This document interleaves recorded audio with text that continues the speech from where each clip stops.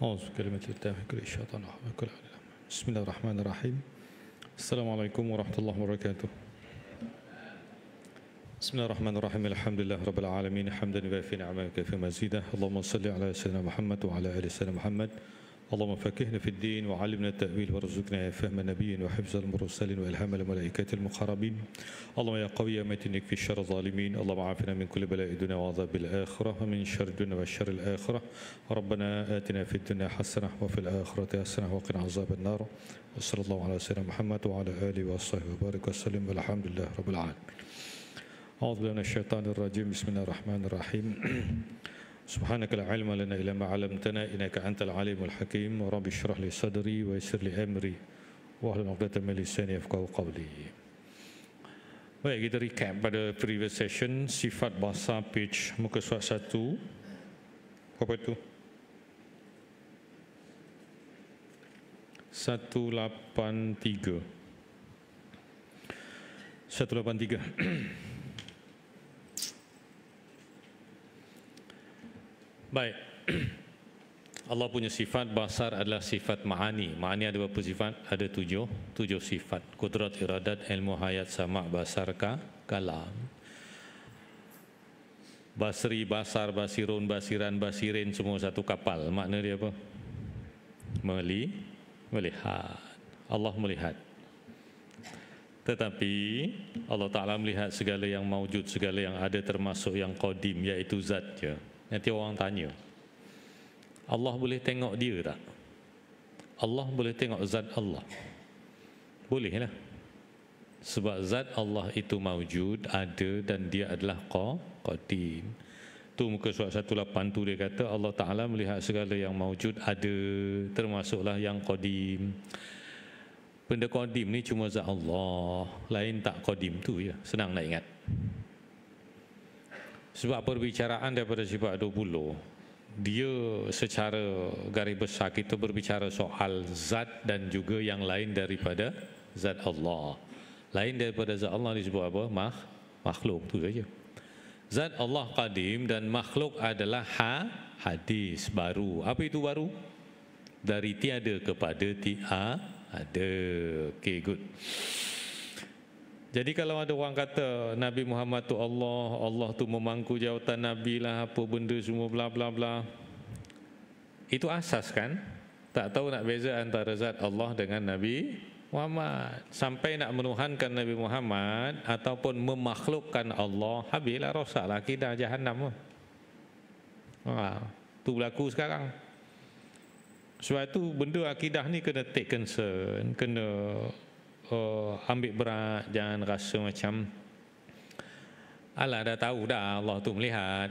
Okey, kadang dia ada perasaan begitu. Dah tahu dah Allah tu ada. Itu standard 12 tahun kamu bawa sampai umur 70 tahun. Rupa itu je lah yuk. Standard 12 tahun dibawa sampai ke 70, 80, 50, 40 tahun. Jadi kadang kita mengaji dia komplain. Dah tahu dah. Alright. So zat Allah, zat yang wajibul wujud, dia tak sama dengan apa yang lain. Makhluk tu barulah. Macam mana pula boleh Nabi Muhammad tu boleh memangku jawatan zat Allah tu hanya nama lah. Itu terlalu asas dan basic. Muka surat 50 lebih dulu kita belajar. Okay, habislah. Hukum dia apa? Murtad lah, habislah. Murtad dari segi kata-kata.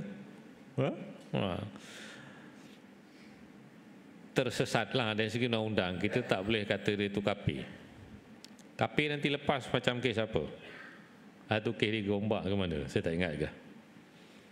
Kamu isytihar dia bukan Islam, kamu tangkap dia di bawah enactment Islam, Selangor lah enactment, udahnya buang kes lah. Sebab teknikal.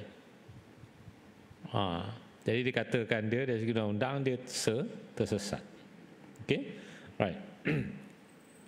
Qadim sifat amal sendiri atau yang baru, zat alam ini. Baik, itu semua dah secara ringkasnya. Tapi Allah Ta'ala itu melihat bukan dengan mata dan tanpa ada rupa, jauh atau dekat, bukan dengan mata, tanpa dengan perantaraan cahaya.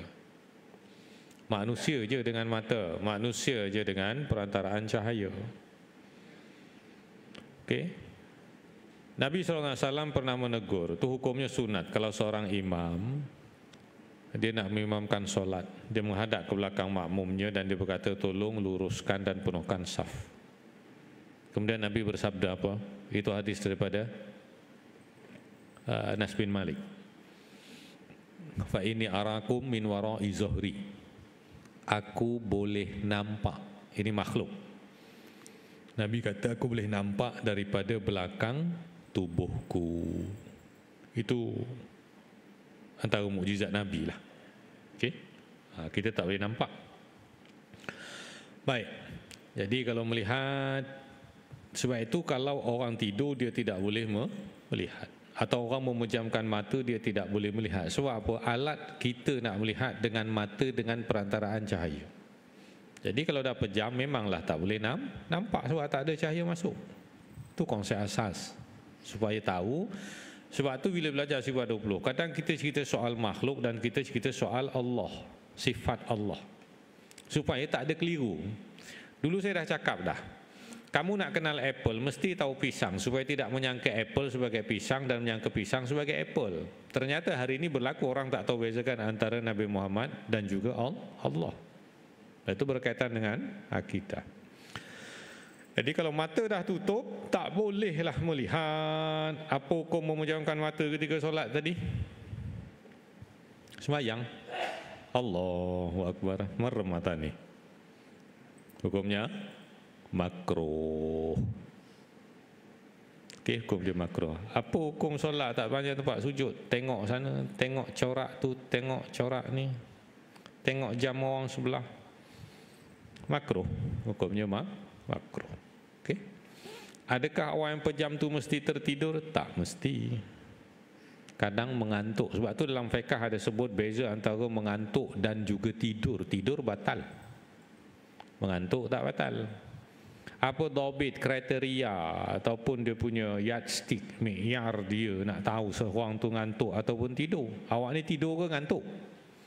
Tidur langsung tak dengar apa dah. Ngantuk masih dengar.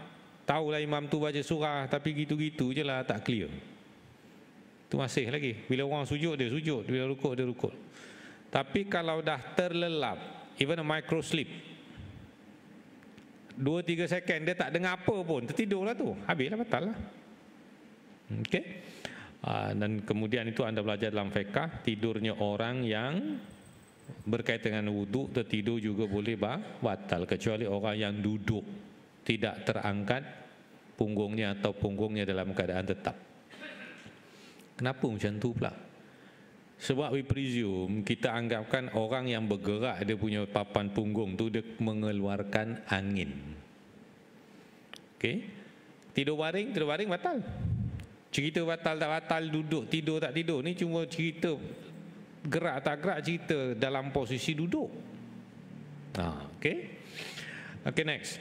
Jadi tidur melihat dengan mata dan Allah tidak melihat dengan mata dan seperti makhluk.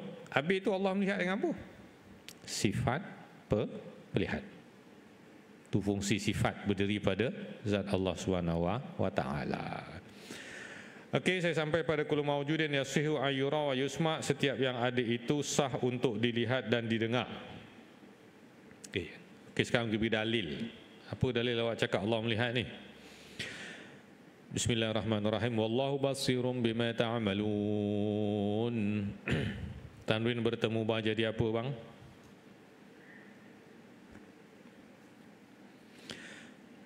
Sesungguhnya Allah Ta'ala maha melihat akan segala yang kamu kerjakan. Dia nampak kita buatlah. Ada satu sejarah. Zaman Nabi, zaman Nabi ada pasar lah, ada pasar, dia orang jual.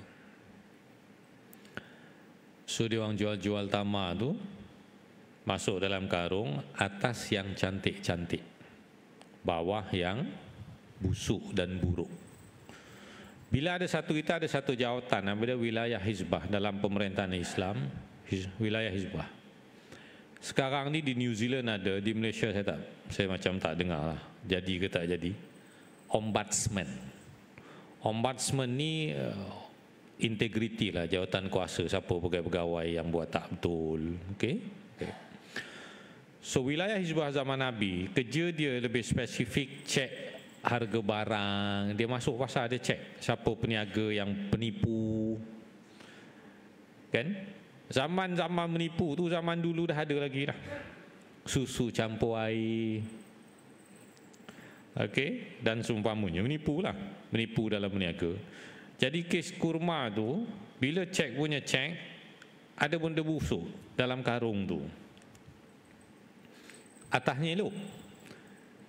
Jadi punca tu maka Nabi pun bersabda SAW, dia bersabda, man ghasya falaysa minna. Siapa yang kaki temberang ni, penipu, bukan daripada golongan kami, bukan daripada golongan umat Muhammad. Tu.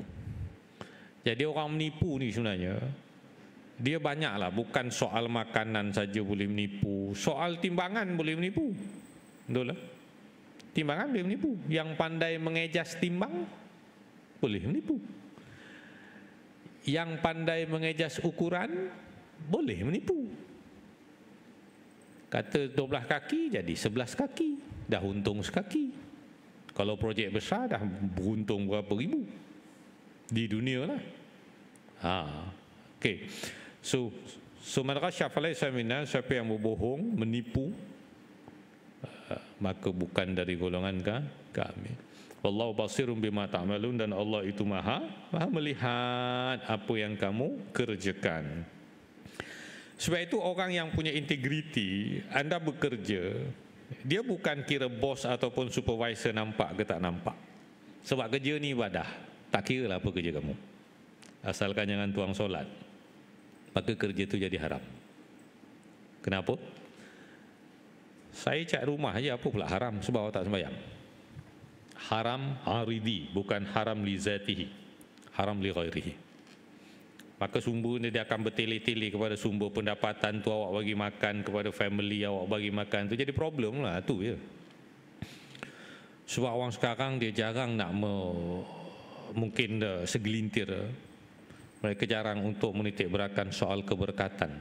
Dia minta banyak tapi lupa minta berkat. That's the problem. Ya, dia minta kaya betul, biasalah manusia. Minta kaya tapi dia lupa dia minta keberkatan. Jadi kekayaannya itu semakin menghancurkan, bukan menjadikan dia tenang, bukan dia menjadikan satu kebaikan. Maka kalau doa, mintalah kekayaan dan juga keberkatan. Minta anak-anak pandai, selalu saya cakap ni. Tapi tak doa dia menjadi anak yang soleh. Besar dia pandai betul lah, tapi menjujak. Dia akan apa menjujak ni Melayu? Lawan toke lah. Okay? Alright. Wallahu basirun bima ta'malun. Tak ada siapa nampak pun, saya pun nak bekerja begini. Yakin Allah melihat apa yang kamu kerjakan, mencari rezeki yang halal, maka kamu akan tenang. Biar orang lain tak tahu, tapi Allah lah tahu. Tu. Sebab tu orang kalau faham sifat 20 ni, dia jadi okey lah, semua masyarakat jadi okey. Tak ada cerita nak menipu, tak ada cerita duit kopi, tak ada cerita under table, over the table dan sebagainya. Sebab dia tahu Allah itu maha melihat dengan apa yang kamu kerjakan. Sebab itu saya pernah kata, mungkin kita ini dalam 20 sifat yang betul-betul kita beriman dan percaya hanya satu sifat. Boleh jadi begitu. Iaitu sifat apa? Wujud. Sifat wujud, iya kita percaya memang 100%, sebab kita bukan etis. Allah tu ada. Kalau kita cakap Allah tak ada, teruklah. Kita percaya Allah tu ada, ya ada. Okey. 19 sifat lagi mana, percaya ke tak?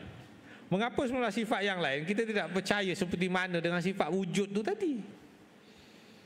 Basir juga sifat Allah. Wujud sifat Allah. Kita percaya Allah ada, ya percaya 100%.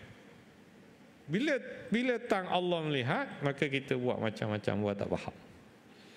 Sebab itu kita faham iman itu naik dan turun. Ada masa iman kita naik dan ada masa turun. Dia macam harga minyak lah agaknya. Okay?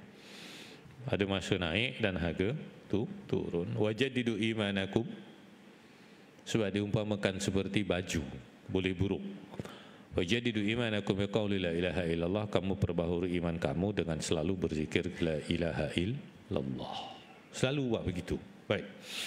Okey, itu dalil dia. Wallahu basirun bima ta'malun. Allah Maha melihat apa yang kamu buat. Alright. So the next dalil comes from the prophetic traditions. لما مر بأناس يستسقون ويدعون الله جهرا فقال يا أيها الناس أربعوا على أنفسكم أو أمهلوا عليها فإنكم لم تدعوا أصم ولا أعمى وإنما تدعون سميعا بصيرا. That's the point. Basira, ujung tu. Hadis ini adalah riwayat Bukhari, Muslim, An-Nasai dan Abu Daud. Baik. Apa maksud tu? Lamma marra bi unasin. Okey. Ketika Rasulullah melalui sekumpulan orang ramai berdoa supaya Allah menurunkan hujan. Mereka berdoa kepada Allah dengan suara yang kuat, lalu baginda bersabda. Baik, ada masa kemarau ketika itu, maka memang orang solat istisqa lah. Biasanya dalam fiqh tu kan kita belajar solat minta hujan. Dan okey, dalam situasi ini sekumpulan orang ramai berdoa supaya Allah menurunkan hujan. Ada tak minta doa ramai-ramai dalam Islam? Ada tak? Berdoa beramai-ramai? Adalah, ada begini. Dia berdoa beramai-ramai. Okey? Right. Nak minta hujan, mereka berdoa kepada Allah dengan suara kuat. Okey, ada dua versi. Ini direct minta kepada Allah. Another version is that orang minta kepada Rasulullah supaya doakan untuk dia. Boleh? Okay. Satu, anda boleh berdoa sendiri, ya Allah, minta ini, ya Allah, ya Allah, ya Allah, and so on. Yang kedua, anda minta orang soleh, anda minta Pak Imam tolong doakan pun tak ada masalah. Hukumnya harus. Okey? Sebab ada yang kata iyyaka na'budu wa iyyaka nasta'in, hanya kepada Allah lah kita menyembah dan minta tolong. Sakit pun jumpa doktor, takkan direct jumpa Allah. Macam mana kau direct jumpa Allah? Okey? Jadi yang ni ya, orang ramai berdoa direct nak turunkan hujan. Ada satu kisah itu yang saya telah nyatakan sebelum ini menjadi dasar. Rasulullah setelah berkhutbah di atas mimbar, maka seorang badui masuk ke dalam masjid. Dia mengadu pada Rasulullah SAW tentang kemarau, jalan mereka, pokok tak jalan, sungai, telaga semua kering. Ya Rasulullah, tolong doakan hujan, maka hujan. Itu dalil dalam mazhab Syafi'i, ketika berkhutbah boleh bercakap, tetapi kamu hilang fadilah Jumaat. Itu orang kata, idza qulta sahabika an siwal imam yaqtu yaumul jumu'ati faqad laghauta. Kamu berkata kepada sahabat, hei diam, sedangkan imam sedang berkhutbah di atas mimbar pada hari Jumaat, maka telah sia-sialah pahala Jumaat kamu. So apa hukum cakap ketika khutbah? Makruh. Hukum dia makruh. Bukan kita tahu ni nak galakkan supaya bercakap, tak adalah begitu. Kalau boleh janganlah bercakap. Hukumnya makruh. So in the case of emergency, kes-kes emergency, kata ada ular masuk, lipan masuk, apa masuk, takkan kamu nak diam? Lipan tu dah masuk kain orang sebelah, kamu nak diam? Sebab apa? Tak boleh cakap, haram, dosa. Habislah. Kenalah cakap, lipan. Tu dia punya rasional antara yang disebutkan. So keluar isu pula kat belakang sosek soal tabung jalan ketika khutbah. Apa hukum dia? Hasyatul jamal. Ini kita fikir dalam mazhab Syafi'i. Hukumnya apa? Makruh, bukan haram. Makruh. Bahkan kepada yang belum perasan, dalam Majmu' Syarah Muhadzab Nawawi, orang yang duk ketak-ketik ketika berkhutbah, hukumnya apa? Haram. I can show the book. Sebab khutbah ni suruh mendengar, suruh fokus dan mendengar. Fokus dan mendengar. Mungkin kita sibuk tang. Anda mengganggu orang lain. Dan sebenarnya kita diarahkan untuk mendengar. Jadi hukumnya apa? Hukumnya berdosa. Sebab itu bukan semua perkara dalam ibadat yang kita anggap baik, kadang-kadang dia sebaliknya. Sebab itu kita mengaji. Termasuk diri saya. 12:01 pagi standard saya kadang-kadang masih membaca dan menyiapkan dokumen. Itu biasa. Jangan kata saya di depan ni bermakna dah tu. Oh, no. Saya masih bodoh dan banyak benda saya tak tahu. Saya hanya kongsikan apa yang saya tahu. Itu, ya. Adapun you move tabung tu, itu hukum dia makruh, bukannya haram. Okey. Jadi betapa Islam itu mementingkan khutbah sebenarnya. Nak bagi nasihat seminggu sekali, cuba dengar. Sehingga 40 orang kalau ada yang tertidur tak dengar rukun khutbah dibacakan, khutbah tak sah. 40 orang. Dalam mazhab Syafi'i berapa orang? 40 orang. Kenapa PKP dulu 3 orang? 12 orang. 4 orang. Sembahyang raya 3 orang. Sembahyang raya apa ni? Sembahyang raya 3 orang. Tak apalah. Itu sebab khilaf memahami hadis ketika Nabi dalam surah Jumaat. Okey, ni nak cerita Allah melihat ni tadi. Dulu sembahyang Jumaat, sembahyang dulu baru khutbah. Dulu zaman Nabi, sebelum ditukar hukum tu. Bila dah sembahyang Jumaat baru khutbah, dia macam raya. Bila Nabi berdiri khutbah, jadi sebahagian para sahabat ni cabut. Sebab kafilah dagangan sampai ke perkarangan masjid. Sebut kafilah, the caravan. They did the commercial activities daripada Syam, daripada Yaman. Aktiviti perdagangan itu melibatkan kafilah unta sehingga ribuan unta. Bukan 10-20 orang. 3,000 ekor unta. Bayangkan. 1,000 ekor unta.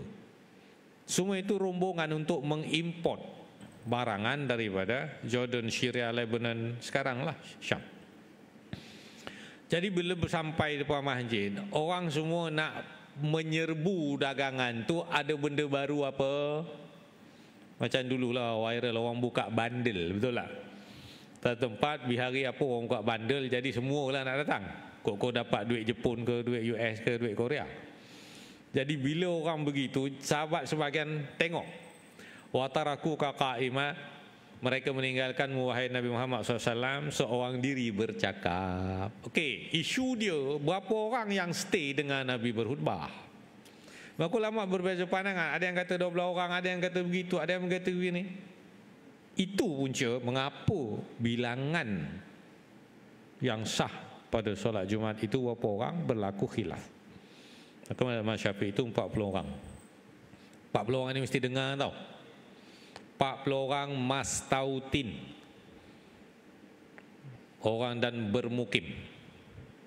Okey, mastautin, orang yang mastautin tinggal di kawasan itu 40 orang dan dia mesti dengar.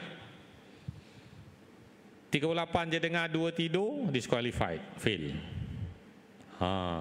Apa yang dia dengar? Rukun khutbah dia. Dia kena dengar. Okey. So cerita ni tadi, bila Rasulullah SAW lalu, sekumpulan orang ramai berdoa minta turunkan hujan, mereka berdoa kepada Allah dengan suara yang kuat. Kuat di sini extreme loudness, terlalu kuat, menjerit-jerit. Lalu baginda bersabda, wahai manusia, tenangkanlah dirimu. Maksudnya perlahankanlah suara ketika berdoa. Sesungguhnya kamu tidak berdoa kepada yang tuli atau yang buta, tetapi kamu berdoa kepada Allah yang maha. Ini dalil dia nak cerita ni. Allah yang maha mendengar dan maha melihat. Okey. So lepas ni jangan pula doa baca tahlil senyap-senyap. Apa benda yang kamu baca tu? Macam tu tahlil kok geremengan, makmu memang ngantuk turu. Amin. Amin. Bersih dululah orang dulu mungkin. Okey. Jadi baca doa tu biarlah jelas. Jadi kita tahu apa yang kamu minta. Sekurang-kurangnya tak faham bahasa Arab pun kita tahulah, kita pernah dengar lah. Allahumma adfa'anal bala wal waba. Okey. Allahumma taqabbal minna. Okey. Allahumma awsi sawbam misla sawba zalika rahil marhum. Allahumma awsi sawba hadha ma qara'nahu min al-Quranil karim wa ma halal min la ilaha illallah ila ruhi bla bla bla bla bla bla bla. Tahulah kita. Jadi yang dimaksudkan di sini bukan tak boleh suara kuat, tetapi maksudnya suara kuat sangat. Maka tak perlu, maka sungguhnya kamu minta kepada orang mendengar dan juga maha melihat. Okey? Supaya benda ni tak jadi isu, dia akan bertele-tele. Sebagian orang tidak membolehkan. Mereka mengatakan bahawa berzikir beramai-ramai dengan suara yang kuat itu bid'ah. Nabi tak buat bla bla bla bla bla. Nabi tak buat, konsekuensinya sebenarnya tuduhan itu nak kata kamu ni masuk neraka tu saja. Tapi dalam budaya Melayu tak bolehlah cakap direct begitu, orang lari. Kullu bid'atin dhalalah wa kullu dhalalin finnar. Setiap yang bid'ah itu adalah sesat, setiap yang sesat masuk neraka. So dibuat je lah versi bahasa Melayu yang lebih lunak. Nabi tak buat. Sebenarnya apa? Dia nak cakap awak ni sesat, nak cakap awak ni masuk neraka. Itu je. Jadi dalam fahaman orang ini dia mengatakan orang yang berzikir beramai-ramai dengan suara yang nyaring itu masuk neraka. Itu konsekuensi dia, ending dia ke situ. Tapi dia tak cakap sebab budaya Melayu. Pelan-pelan lah. Dia kata begitu. Right. Apa benar begitu? Kalau kita faham dalam bahasa Arab, wazkurullaha katsira, banyak arahan-arahan berzikir kepada Allah itu dalam bentuk plural, dalam bentuk jamak, berarti ramai. Baik, saya bacakan bahawa dalam hadis Bukhari.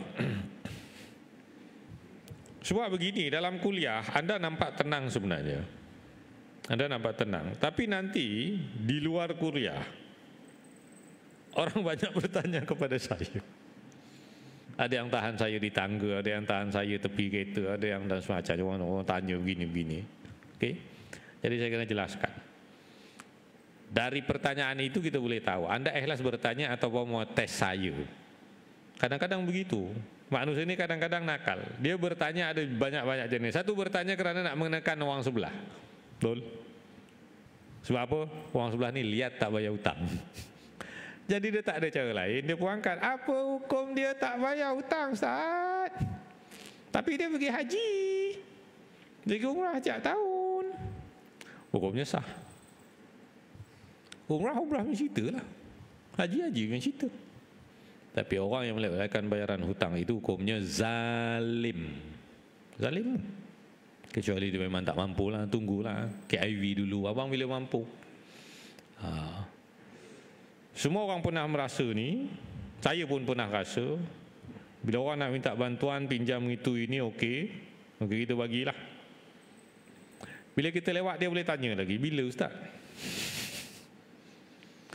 Udah dapat, okey, habis senyap. Dan saya ambil kesempatan di sini, kalau ada orang curi ID saya tak perasan, sebab ramai kawan saya kena. Orang duk menyamar ni Hafizin, okey, saya Hafizin nak minta hutang dengan tuan. Dia curilah ID saya, gambar saya ke mana-mana di sambarnya dan mengatakan minta hutang kepada tuan-tuan, itu bukan saya. Saya menyatakan sekali lagi, kalau adalah macam muka saya, dia kata nak pinjam duit, itu bukan saya. Saya takut orang menyamar. Okey, saya cakap awal-awal ni, kat masjid lain pun saya bagi tahu. Saya jaranglah minta, bukan sombong lah, saya jarang minta hutang. Ya, saya jarang, insya-Allah cukuplah duit ni, sikit-sikit berkat, cukup, happy, makan kenyang, bolehlah. Okey? Boleh lagi senyum. Jadi itu saya nak ingatkan. Alright. So, sebenarnya bagaimana? Dalam riwayat Bukhari, Abdullah bin Abbas, "Inna raf'a sauti bi dzikri hina yansarif." Hina yansarifu an-nasu min al-maktubati kana ala ahdi Nabi sallallahu alaihi wasallam, rawahul Bukhari. Saya tak bawa riwayat Bukhari, dia tebal. Riwayat Abdullah bin Abbas, sesungguhnya raf'a sauti bi dzikri, sebenarnya ada kaitan dengan tadi. Sebab itu bila belajar agama, dia kena banyak belajarlah dari page ke page, kitab ke kitab, berguru, supaya kita tidak jumpa satu dalil dan kita melatah. Dan kita cakap orang ni tak betul, pumpang. It's really 10-0. Sebab pelajaran agama ni banyak, terlalu banyak, dan punya skill-skill tertentu dan ilmu-ilmu lain yang dipadukan, bukan sekadar baca terjemahan. Now I found another prophetic tradition in the Sahih Bukhari say that during the time of Prophet SAW, inna rafa'a sawti bidzikri, sesungguhnya berzikir dengan suara yang tinggi, kuat. Hina yansarifun nas, selepas manusia yansarifu an-nas minal maktubah, selesai menjalankan solat yang wajib, kana ala ahdin Nabi, berlaku, ada, wujud pada zaman Nabi Muhammad sallallahu alaihi wasallam. Hadza rawahul Bukhari. Kelompok ini kan kalau tidak disebut Bukhari tidak mau. Mau Bukhari, maunya Muslim, mau saya. Ya betul, saya tidak nafikan itu, tetapi jangan juga diringankan pada bab yang lain. This is the strongest evidence saying that berzikir dengan suara yang kuat itu berlaku pada zaman Nabi. Maka tidak ada masalah namanya subhanallah, subhanallah, subhanallah, subhanallah. Sebab orang yang berfahaman mengatakan Nabi tak buat bla bla bla, dia akan belah. Dia akan keluar, dia akan pergi kat ujung-ujung, dia berzikir sendiri, senyap-senyap dan sebagainya. Atas alasan mungkin dia berfahaman demikian. Ini ahli bid'ah, jangan dicampur, maka kamu asingkan diri. Sebab itu orang yang beriktikad bahawa berzikir beramai-ramai selepas solat ini, kalau dia mengiktikadkan itu sebagai bid'ah, sesat dan masuk neraka, dia tak akan ikut zikir ramai-ramai. Cuba perhati, saya tak suruh perhati lah, tapi manusia automatik boleh nampak. Kalau yang cabut dengan sebab nak kerja, nak medang, beli bawang lah, beli hitu lah, nak buang air kecil, itu tak ada masalah, saya faham. Kamu lari dengan sebab mengiktikadkan ni masuk neraka. Ada orang begitu. Di YouTube nampak.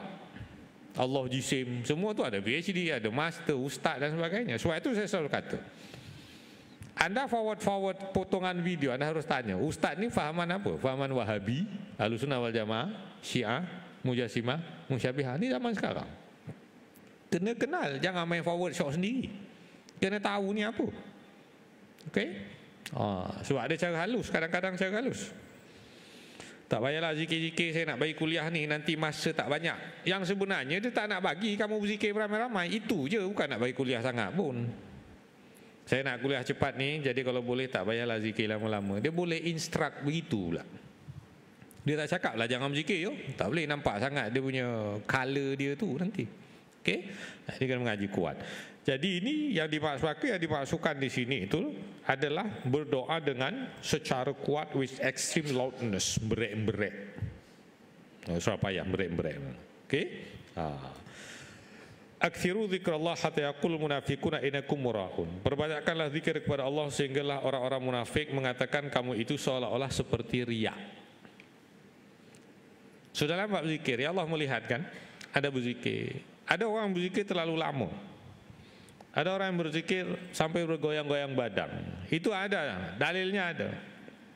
Dalam Bidayah wa Nihayah, para sahabat di waktu bagi kita berzikir, tubuh badan mereka bergerak seolah-olah pohon yang dihembus angin. So no problem. It is not a big deal. Nak buat-buatlah. Ada orang la ilaha illallah. Dan sebutan la ilaha illallah itu juga khilaf. Kalau mengikut Al-Imam Asy'arani, ini seorang tokoh sufi yang hebat, mengatakan la ilaha illallah itu sesuai dengan la ilaha, seperti mana mengikut peraturan-peraturan dalam tajwid. Tetapi itu pandangan beliau. Okey? La ilaha illallah. Cuma yang ulama lain mengatakan tidak perlu yang tajwid itu hanya ketika Quran. Bahkan berzanji tidak perlu bertajwid, tetapi sebutannya perlu betul. Bahkan azan juga tidak diwajibkan bertajwid, tetapi sebutannya harus betul. Hadza khilaf. Hayya 'alal falah, how long should you pronounce hayya 'alal falah? Ada yang mengatakan maksimum 14 harakat, itu saja. Itu pandangan. Ada yang mengatakan tajwid is not applicable untuk azan, tidak digunakan untuk azan. Maka Anda boleh berlagu sehingga berapa saat pun Anda mau. Jadi mengapa Qurannya satu, nabinya satu, tetapi hukum bermacam-macam? Sebab itulah hadis menyebut ikhtilafu ummati rahmah. Perbezaan di dalam umatku itu satu rahmat. Kalaulah agama ini terlalu kaku beku, memerlukan keseragaman. Susah gitu. Siapa nak sembahyang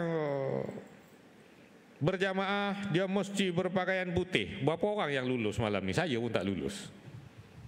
Kalaulah tidak ada perbezaan dalam fiqh, dalam agama, dia mengatakan dia mesti satu. Siapa nak sembahyang berjamaah, solat fardu mesti berpakaian putih. Berapa orang lulus? Lulus tak? Ada isu lagi timbul. Kalau saya berkopiah putih, adakah dianggap sebagai berpakaian putih? Jawabnya, ya. Jawabnya masih ya. Walaupun yang terbaik sebagai putih. Sebab itu banyak hukum yang berbeza untuk menjadi pilihan. Dan Anda mengatakan payah itu, payah ini. Kadang-kadang kita ni tak lasak. Okey, tak lasak. Ada begini sikit kita dah macam ni, kita begini macam ni. Jadi hati kita jangan cepat koyak dan kita kena lasak dan buat benda tu. Okey. Apa lagi dalil mengatakan bahawa berzikir beramai-ramai, ma min qaumin yazkurunallaha illa hafat alaihimul malaikatu wa ghasyiatumur rahmah wa nazalat alaihimus sakinah. Okey. Wa dzakarallahu fi man 'indah.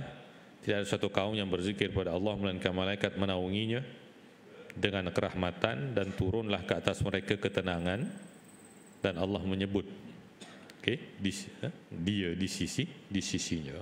Okey, ini dalil nakli. Okey, dalil asal ni saya nak sebut tadi, Allah Maha melihat. Itu mudah. Nanti sampai masuk kalam agak sedikit, lepas ni kalam mungkin 2 minggu lagi, maka dia agak sedikit, ya tidak rumit sebenarnya, tapi sedikit mendalam. Okey, alright. Oleh kerana dalil yang dibawakan bahawa Allah itu Maha melihat ada kaitan dengan orang berdoa itu jangan dengan suara yang berek-berek, jangan dengan suara extreme loudness. Maka saya bawakan, nanti takut orang keliru mengatakan zikir diam-diam, doa diam-diam, jangan kuat-kuat. Tidak. Makanya saya bacakan tadi riwayat Bukhari, berlaku orang berzikir beramai-ramai dengan suara yang tinggi. No problem. Okay, next. Ijma' mengatakan Allah Ta'ala Maha melihat. Sepakatlah para ulama'. Tak ada siapa kata ulama' mengatakan Allah tu buta. Waliyazubillah. Alright, dalil akal, jika Allah Ta'ala tidak bersifat dengan basar, maka dia akan bersifat dengan lawannya, iaitu buta. Mustahil atas Allah Ta'ala kerana buta. Termasuk dalam sifat-sifat kekurangan dan maksud Allah Ta'ala daripada segala sifat kekurangan, naqais. Simple. Kalau Allah tak nampak, berarti Allah buta. Kalau buta, tak layaklah bagi Allah atas Allah. Sebab buta artinya sesuatu kekurangan. Apa definisi Allah? You go back to the definition of Allah. Zat yang wajibul wujud, suatu zat yang kewujudannya pasti, bersifat dengan segala sifat kesempurnaan, tidak bersifat dengan sifat kekurangan yang kekal dan sekali. Itu dia. Kalau fikir je yang tak elok, yang negatif, itu tidak layak atas Allah. Okey, dalam hidup macam-macam problem ada, betul? Ada orang problem sikit, ada orang problem banyak, ada orang problem besar dan sebagainya. Dia begini hadis kata, semakin orang tu baik, semakin besar dia punya ujian. Summa amsal fal amsal. Orang yang diuji ini paling teruk, level pertama, paling dahsyat, kelas 1 dia punya ujian adalah para Nabi. Nabi Muhammad diancam bunuh, dimaki, dikeji, baling dengan najis, dipulau oleh masyarakat, difitnah dan sebagainya. Nabi Ibrahim diuji supaya menyembelih anaknya. Alright. Nabi Musa mempunyai umat yang keras kepala, pening. Orang yang diuji itu sebenarnya ikut tingkatan para nabi, kemudian pembantu-pembantunya, kemudian orang yang soleh-soleh, sumal amsal fal amsal, kemudian orang yang seumpamanya. Jadi jangan pelik Anda melihat kenapa tok imam itu begitu-begitu. Orang baik memang diuji. Kadang-kadang ujian itu diperlukan untuk meningkatkan tahap ataupun taraf kehidupan kita. Ini diuji. Anda mungkin ke sini dengan sebab alam apa? Mungkin ada problem di rumah. Mungkin anda ke sini dengan sebab orang kejar, orang cari dan semuanya. Tak kisahlah apa pun. Ujian itu memang ada dan kita kena lalui selagi nama manusia dalam dunia ni, kita kena lalui dengan tenang. Macam mana nak tenang? Saya tak boleh tenang.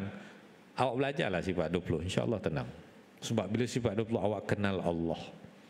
Bila kenal Allah, yang lain tu semua kecil dan lain semua adalah makhluk. Tapi nak punya perasaan itu, dia bukan boleh sekadar dengar macam ni.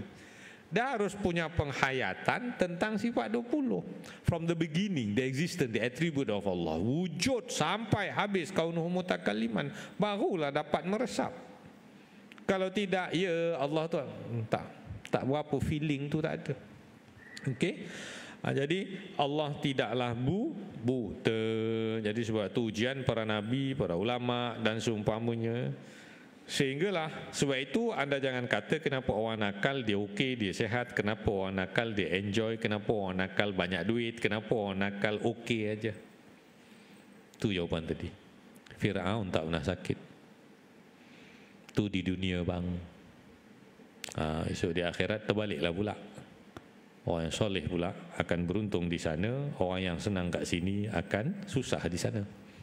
Sebab itu betul kata-kata orang dulu, berakit-rakit dahulu, berenang-renang ke tepian. Tapi kalau boleh kita nak baik di sini dan di sana. Kesimpulan, setelah diketahui dengan yakin bahawa telah sabit, yakni telah tetap. Saya baru terlewat 5 minit. Setelah diketahui dengan yakin bahawa telah sabit, tetap dan nyata bahawa Allah Ta'ala bersifat dengan sifat pelihat melalui dalil naqli, nas dan akal, maka mustahillah buta atasnya. Kenapa sifat sama dan basar didahulukan daripada sifat kalam? Kerana sifat kalam merupakan topik berbincangan yang sangat banyak dan panjang di antara Ahlus Sunnah dan Mu'tazilah. Ya, betul. Kita by next 2 weeks we are going to discuss about the speech of Allah. Okay. Sifat berucap, berkata-katanya Allah ni macam mana? Sifat kalam ini preview dulu ya. Sifat kalam ni panjang perbahasan sehingga ilmu tauhid itu dipanggil sebagai ilmu kalam. Sebab apa? Antaranya dalam 20 sifat, Abu Hasan al-Asy'ari 13 sifat sebab sifat maknawiyah itu sebagai redundant, hanya lebihan. Maka sifat 20 ni dalam 20 sifat, sifat kalam adalah sifat yang panjang perbahasannya. Sebab kita nak tahu Allah ni bercakap macam mana dan kita relate dengan Quran ni macam mana. Kenapa ada Taurat? Kenapa ada Injil? So Allah ada guna bahasa Hebrew? Allah guna bahasa orang putih ke? Allah guna bahasa Arab? So macam mana sebenarnya? Adakah kalam Allah itu makhluk atau bukan makhluk? Perbahasan ini sangat panjang pada Khalifah Islamiyah dulu. Berlaku pergaduhan sehinggalah Imam Ahmad bin Hanbal itu dipenjara gara-gara pemerintah mau mengatakan bahawa Quran itu makhluk. Tetapi Imam Ahmad bin Hanbal berkeras, Al-Quran bukan makhluk. Itu saja isu dia. Dia mempertahankan pandangan itu, maka akhirnya dia dipenjara. Jadi you get ready by next 2 weeks insyaAllah we're discussing about the speech of Allah, sifat kalam. Alright, itu saja. Jadi poinnya penting, Allah Maha melihat. Habis cerita. Tidak ada yang tersembunyi. Okay, Assalamualaikum warahmatullahi wabarakatuh.